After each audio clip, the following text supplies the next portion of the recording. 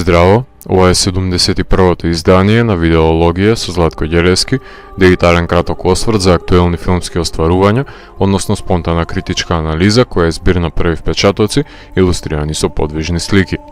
На денешниот репертоар е Бордер на Али Абаси, во кој станува збор за офицерка која работи на царина и има уникатна способност да намириса срам, вина, гнев и страв, односно емоциите на патниците и на тој начин да открие потенцијален шверц.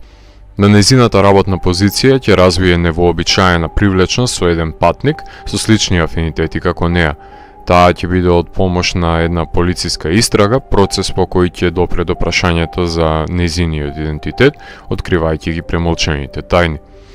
Ева Меландер одлично ја глуми Тина, која е еден лик кој живее во два света. Едниот е тој од незиниот професионален ангажман, кај што е подвижен скенер, кој со помош на незиното сетило за мирис може да открие кој смрди на злоба, меѓутоа од страна на другите луѓе добива омраза поради незиниот изглед, омаловажувана е и деградирана со погрдни зборови, на кои таа не им робува, но сепак успеваат да ја допрат, иако со годините се обидела да стане инертен дебелокожец. Не можам да замислам какво одвратно детство имал овој лик, знаејќи колку злобни умеат да бидат со учениците, третирајќи ја како изрод. Уште од првиот кадар може да заклучиме дека Тина ја сака природата, посебно фауната, и има некаква непосредна блискост, односно тесна поврзаност меѓу неа и шумата, ливадите, реките, а режисерот успеал да го долови тој натурализам на камера. Таа може да намириса елен и срни, а една лисица знае да ја дружи до домот без да стравува од неа. Иако таа има родител со деменција и мрзеволен дечко кој учествува во борби со кучиња, Тина намириса човек со ист деформитет како незиниот, кој со фасцинација гледа на црвите кои ги консумира. Тоа е воре, кој исто така трпи осуди од околината како неа, но се нема интегрирано како офицерката, напротив, тој е туѓинец, патник од едно место на друго. Незините кучиња ржат и на неа и на него, но тој е личност кој ќе ја посочи вистинската природа на која таа и припаѓа, при тоа вешто скротувајќи ги кучињата.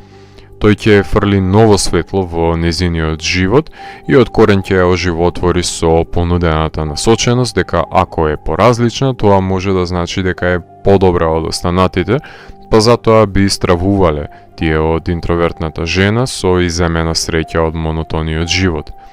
Двајцата имаат лузни од осудувачката човечка раса, меѓутоа овие две Франкенштајнови чудовишта со шевови имаат невообичаени гениталии и кога ќе ги откријат сличностите, дознаваме дека не е во прашање хромозомска мана, на која сме наведени од авторите на филмот на почетокот, туку има некаква архаична врска меѓу нив, која ќе води во сплотување на, условно кажано, убавицата и зверот. Меѓутоа, има една морална дистинкција меѓу нив, едниот е волен да биде одмаздолюбив и со гнев да им возврати на луѓето за третманот што го добивал, а таа не се согласува со неговиот радикализам, иако гневи за премолчената вистина за потеклото, меѓутоа не генерализира и знае дека не се злобни сите луѓе, исто како што не е цвеќе за мирисање незиниот познаник од истиот вид. Офицерката е полезна, не сака да нанесе штета на луѓето, дури и превезува бремена жена на пораѓање и е од помош во истрагата за еден педофил, кај што филмот сугестивно води кон најлошото со тоа што посочува дека има постоење на домашни снимки на злоупотреба на деца, без да ги прикаже на гледачот со помош на плачот на бебето. Педофилијата, која на секој можен начин се избегнуваше од филмската адаптација на Let the Right One In на Lindqvist, за да може полесно да се продаде филмот на пазарот, беше дополнително додадено во сценариото на овој филм, кој се базира на краткиот расказ на исклучителниот скандинавски писател, кој милува да фрли ново светло на надприродни битија и трулежот на човечката раса.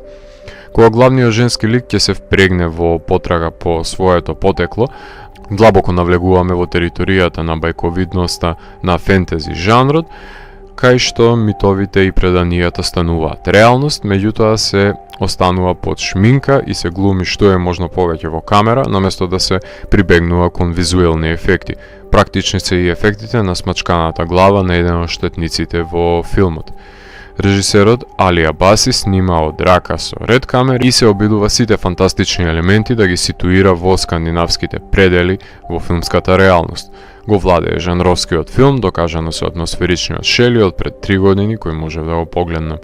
Често си поигрува со фолклорни прикази и офицери во филмовите од неговата кариера.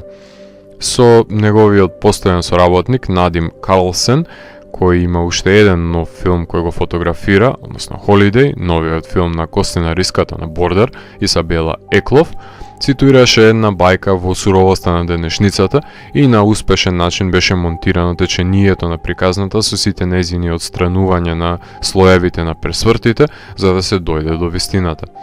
Шведскиот представник на овогодинешните Оскари од неанглиско говорно подрачје не успеа да дојде до номинација за награда и исто како и нашиот исцелител не влезе во потесниот круг од 10 филмови и беше номиниран за други награди, меѓу кои ја зема наградата за најдобар филм по категоријата Uncertain Regard на Канскиот фестивал, а потоа играше и на Карлови Вари, Хелсинки, Торонто, Fantastic Fest, Лос Анџелес и Њу Јорк, Бусан, Лондон, Чикаго и многу други филмски фестивали. Иако лесно го задржува вниманието на гледачите, непречено е течението на филмот задржан е неговиот конзистентен тон до самиот крај и покрај навирањето на фантастичните елементи и магичниот реализам, за пофалва се актерските изведби под шминка, кои не се пародизирани, иако многу лесно може да замине филмот во комична насока, но режисерот ја приземјува трагичната љубов во екзистенцијална мелодрама на студениот нордиски ноар. Филмот пати од дефицит на споредни ликови кои ќе одскокнат и од продлабочување во криминогените истраги кои делуваат како да се диверзија од главното действие. Арбитрарно е лепењето мани, со оглед на тоа кон што алудира символиката на филмот и што се обидува да постигне со неа, но верувам дека доколку би ескалирал подалеку во жанровите со кои се кокетира, отколку да биде облечен во фустан наменет за артхаус публика, би добиле пострашен и порадикален филм. Да беше Тод Браунинг жив, ќе беше горд на овој модерен, доцно романтичарски филм со засилена гротеска и страф од другиот. Невообичаениот филм наликува на сплет од бајковидната љубовна приказна од On Body and Soul, доколку би ја глумеле скандинавски тролови на кои Торин фрла громови. Ако морам да го евалуирам, тогаш Бордер од мене има 4 од 5. Доколку ви се допадна 71-то издание на дигиталната архива Видеологија, лајкувајте го видеото, споделете го и следете о каналот. Посегнете и по останатите рецензии на виртуелната полица. Ви благодарам за вниманието. Поздрав!